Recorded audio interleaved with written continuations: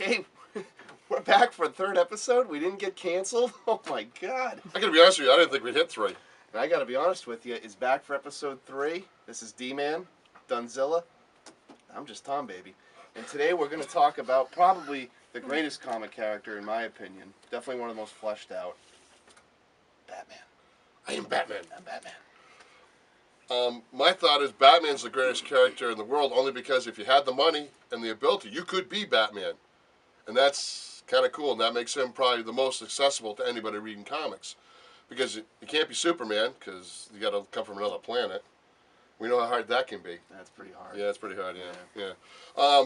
Batman has had it started out in issue 27 of Detective Comics, where he was more of a vigilante, more of a vigilante back then, because he actually killed people back then for the times, but now he's kind of like, doesn't use a gun or anything like that right now. He just uses his wits and his, a lot of people say he's like the Sherlock Holmes of our era. Would you agree? Yeah, yeah, the world's greatest detective. I would agree with that. Master tactician, all that. He's pretty well rounded in regards to his skill. But as D-Man let in, vigilante, he carried guns. He had no qualms with killing because times were dark, Great Depression, World War II was just starting. And he wanted to do that because he wanted to help people out and do the right thing. But as time has gone on, he helped out in the war, he became more patriotic. But I think the weirdest time for Batman, without a doubt, was definitely the 50s and the 60s. Because if I say Batman to you today, you're going to think of Christian Bale, Ben Affleck, that mold that Batman has been stuck in for really the last 30 years as a dark, grim hero. But I think the weirdest time, I'm not saying it's the best, but the weirdest time was the 1950s. More psychedelic? More psychedelic in the 60s, pre-Adam West, where he was going off to space to fight giant lizards. And it's just, well, it just shows you how times change and the characters change. He went from weird sci-fi hero from the 50s to Adam West in the 60s. But you got to give Adam West his due. I mean, Adam West was Batman. Love Adam West. If you talk to him, he'd tell you he didn't have to go, I'm Batman. They knew he was Batman. He was Batman.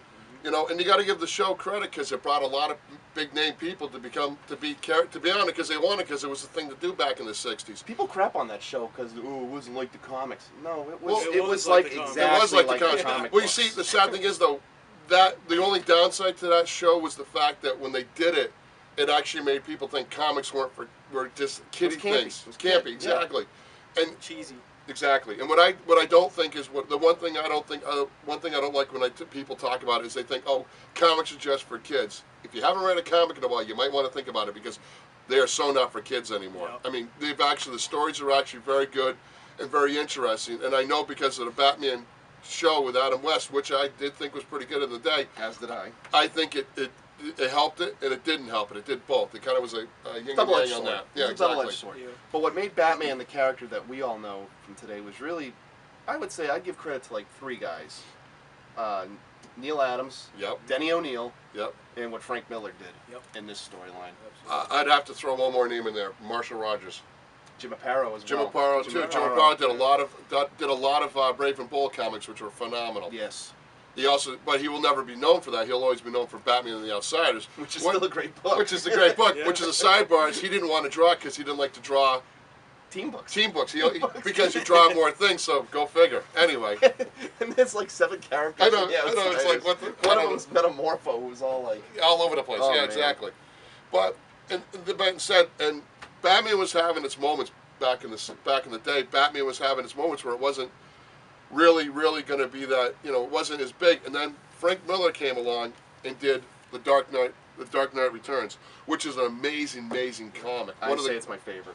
One of the greatest comics written back in the day, and it changed the whole Batman aspect. The only other book that I can say that actually had a moment like that was the definitive Joker story, which is The Killing Joke, which on a sidebar, which you guys have told before, and I'll tell everybody here, when it came out, it was delayed and delayed and delayed and delayed. And comics just come out on Fridays, they now come out on Wednesdays. And it came out on April 1st, which I thought was kind of ironic. Because it's April Fool's. Exactly. The Killing Joke, which I just think is a little sidebar and a little thing that I just never thought about until afterwards. I'm like, oh, that is just crazy. So, I mean, I don't know. Anything else? In regards to the Batman villains, you just said Joker. I mean, each villain sort of has a definitive story. Right. Killing Joke is Joker's, obviously. Yep. I'd say Clayface's origin, Heart of Ice, Mr. Yep. Freeze. Yep. Everyone has their moment. Right. And Neil getting Adams is Two-Face. They're all. Yep. There's so many. And he has a very good rogue gallery. I mean, and if you want to see something where you can see some of the villains at their best, check out Batman the Animated Series, which I say by far is one of the greatest shows ever created. Great cartoon, great stories, great production value for its time in the early '90s. You didn't really see a lot of cartoons take that adult theme. No, you're right. No, because even the X-Men one was a little kiddie. Spider-Man was kiddie as hell. But I think that the Batman one was probably the most sophisticated. I would believe so. And you had Mark Hamill's a Joker, who I got to be honest with you is a definitive Joker as far as cartoons go. But that cartoon was given that adult spin because of the Tim Burton, Michael Keaton films. Correct. Who's personally my favorite Batman of all time was Michael Keaton. Who's yours? I'm gonna have to go with I'm going to go with Val Kilmer, only because I thought he did a good job. Only because I know the both of these guys said heckle me, and I'm okay with it. I like Val Kilmer. Val Kilmer is the most underrated Batman. He had the voice. It definitely wasn't George Clooney, that's for sure. He was a good Bruce Wayne, though. Yeah, he was. Val Kilmer. He was a good, very good Bruce Wayne. He was, he was an athletic Batman, more so than Keaton. But I think Val, as Bruce Wayne, he had the playboy persona down pat. Keaton's, which I love about Keaton's, is that he was more sociopathic and just a lot more dark and gritty. He had a perm. Very recluse. Very recluse. He had a perm. Okay, real quick. Real quick, I got a question. Do you think that you would have felt that Keaton was the Batman if he wasn't the first one we saw as Batman? That's just because I think I got to go with you on that one. If it was someone else, I would be sitting here going, Alec Baldwin was the best Batman. Well, then that's like which he was up for, incidentally. But that's like with everything. It's like whoever the first one you see, that's who you pretty much lean towards. Well, I can't help it that they cast Michael Keaton. I didn't say you did. What I'm saying is, in all things, whoever they like. What if they had picked someone else to be Iron Man, and then you wouldn't, and then someone else? Well, if someone else was Iron Man, I don't think we'd have the franchise. No, we wouldn't. But that's for another time. It would have been R.I.P. Yeah, right. But Batman again, there's so much good reading there. You have no idea. You can't go wrong with a Batman story. To be honest with you, I mean, he's easy to pick up on. You can read it, and they just, as we've said in other stories, they just started a rebirth where now you can get Batman #1 and go from there. And Batman is just. But Detective is keeping its legacy numbering. Right. One of the things that I enjoy about Rebirth is that constant revamps will always start at #1. When this Rebirth started, they started it, I believe, at Detective 934. I believe so, yes. Give it that legacy numbering, which was awesome. Yep. But the one thing we didn't ask, who's Dunn's favorite Batman? I said Keaton. You're right. Dunn. Very sorry, Dunn. I go Michael Keaton with Ben Affleck in second place. I agree. Affleck was great second place. I thought he was phenomenal. I thought he really gave that. He gave this character. This he had Frank the Miller. look for this type of Batman. He in general has the look. Well, if we're going second picks, I'm going to go with Kevin, but okay, whatever. Conroy? Yeah. I think Conroy will always be the universal animated pick or video game for Batman. Voice. Roger Craig Smith, much, a lot of respect, but they can't hold Conroy's. Okay. They can't hold it. Okay, well, we're gonna leave with this because I know I'm gonna get ridiculed by this, but I'm okay with it. Who's your favorite Joker? Jack Nicholson. I'm going to go with Cesar Romero, because any guy can put white makeup on his mustache and be the Joker rocks for me. Any guy that can play baseball in prison like that. That's right, exactly. A shout out. And the other thing is, I'm going to give a shout out to Heath Ledger. Thank you very much, because you did a great Joker.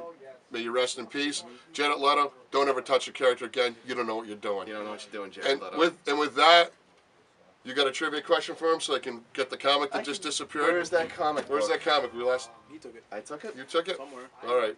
We're running out of time here. Trivia question, which now I believe we're now down to 345, because I'm sure you took 3 of them. Oh, probably. Well, I got to make some money on the side so you can get paid to do this, God knows. Anyway. Oh, God, I didn't have time to think of a Batman trivia question offhand, but... I got one. Well, I got one. I just got one. Who was the first villain that Batman fought on screen? Ooh, good question. Wow, yeah. talk about from the hip. All right, on that note, we're going to join you hopefully soon for episode 4 if we don't get canceled. That could happen. Which it might. You never didn't know. Swear though. You did say hell though. Hell's not a swear; it's a place. It's also a state of mind. That's insanity, but whatever. Anyway. Whatever. Yeah. Okay. Yeah. But on that note, D-Man, Dunzilla, just Tom Smith. We're out of here. We'll see you next time.